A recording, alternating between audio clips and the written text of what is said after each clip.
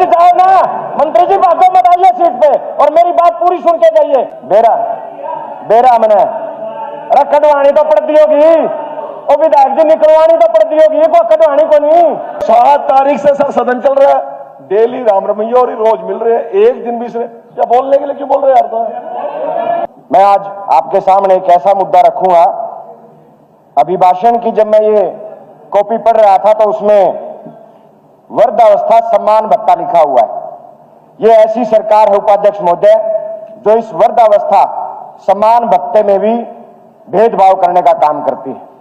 आज इस हरियाणा प्रदेश के लाखों बुजुर्गों की बुढ़ापा जो वृद्धावस्था सम्मान भत्ता शुरू हुआ था, लाखों बुजुर्गों का वो वृद्धावस्था सम्मान भत्ता काट दिया गया है। और हैरानी की बात यह है कि एक फैमिली आईडी को आधार बना के उनका सम्मान भत्ता काटा जा रहा है। मैं उपाध्यक्ष महोदय इस सरकार से पूछना चाहता हूं, क्या किसी अमीर घर में किसी बुजुर्ग की उपेक्षा नहीं हो सकती? एक बुजुर्ग, हरियाणा में एक परंपरा है उपाध्यक्ष महोदय, यह परंपरा है कि घर कोई बहन या बेटी आती है तो उसके हाथ पे घर का बुजुर्ग, घर के आदमी 100-50 रुपए 10 रुपए रखने का काम करते हैं। लेकिन जब से इन बुजुर्गों की बुढ़ापा पेंशन कटी है, ये बुजुर्ग अपने आप को अपमानित महसूस करते हैं।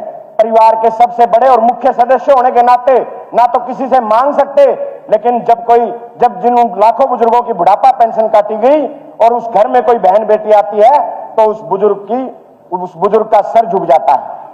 किसी परिवार में हमारी कोई दादी जो वृद्ध होती है, वो बड़े फक्र से कहती है कि मैं अपनी बुढ़ापा पेंशन से अपने परिवार के लिए सब्जी लेके आती हूं। और बीजेपी के भी सदस्य आपको इस बात में हामी भर देंगे कि इस फैमिली आईडी के नाम के ऊपर हजारों बुजुर्गों को अपमानित किया जा रहा है। मैं आपसे प्रार्थना करना चाहता हूं, हरियाणा में बहुत सारे ऐसे गांव हैं जहां बैंक शाखाएं नहीं है और वहां से उन हजारों गांव के बुजुर्गों को दूसरे गांव में जाना पड़ता है बुढ़ापा पेंशन लेने के लिए। सुबह उपाध्यक्ष महोदय सुबह से वो लाइन में लगते हैं और शाम तक लाइन में लगे रहते हैं अपनी बुढ़ापा पेंशन लेने के लिए। हमारी चौपालें गांव में, हरियाणा प्रदेश के हर गांव में चौपालें जहां बुजुर्ग बैठते हैं, वो पहले भी सरकारें रही हैं। बेरा मैंने कटवानी तो पड़ती होगी, और विधायक जी निकलवानी तो पड़ती होगी, को कटवानी को नहीं।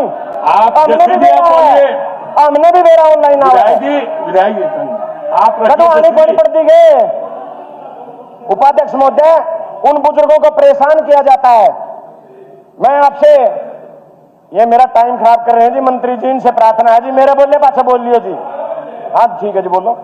पेंशन डिपार्टमेंट की मैं बात एक बता दूं, मेरे भाई के पास जानकारियां तो पूरी नहीं है, पूरी है तो आप एक आदमी का भी यदि बताओगे, आपके डॉक्यूमेंट पूरे करवा के मेरा डिपार्टमेंट उसकी चालू करवाएगा। मैं हवाला कर रहा हूं आपसे,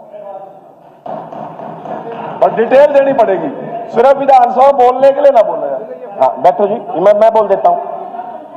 उपाध्यक्ष महोदय, अगर हरियाणा प्रदेश के लाखों बुजुर्गों की बुढ़ापा पेंशन फैमिली आईडी के नाम पे ना काटी गई होगी तो मैं इस सदन से चला जाऊंगा, नहीं तो मंत्री जी चले जाएंगे। और मैं वायदा करता हूं, मंत्री जी जाओ ना, मंत्री जी भागो मत, आइए सीट पे और मेरी बात पूरी सुन के जाइए।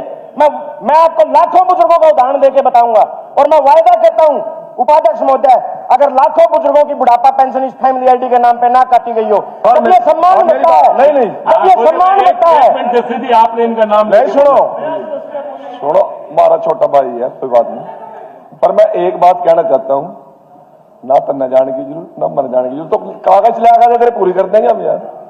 तो बड़ी मुश्किल में तो रखने को खागा वो तक तो फैमिली आईडी का बहाना बनाया जा रहा है मंत्री जी, फैमिली आईडी का बहाना बनाया जा रहा है। 7 तारीख से सर सदन चल रहा है, डेली राम रमैया और रोज मिल रहे हैं, एक दिन भी इसने क्या बोलने के लिए क्यों बोल रहे यार? तो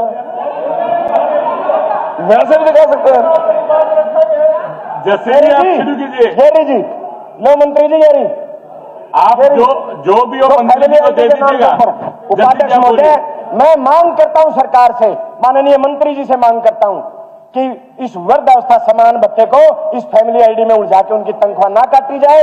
जो भी व्यक्ति हरियाणा प्रदेश में 60 साल का हो जाए उसको यह सम्मान भत्ता मिलना चाहिए।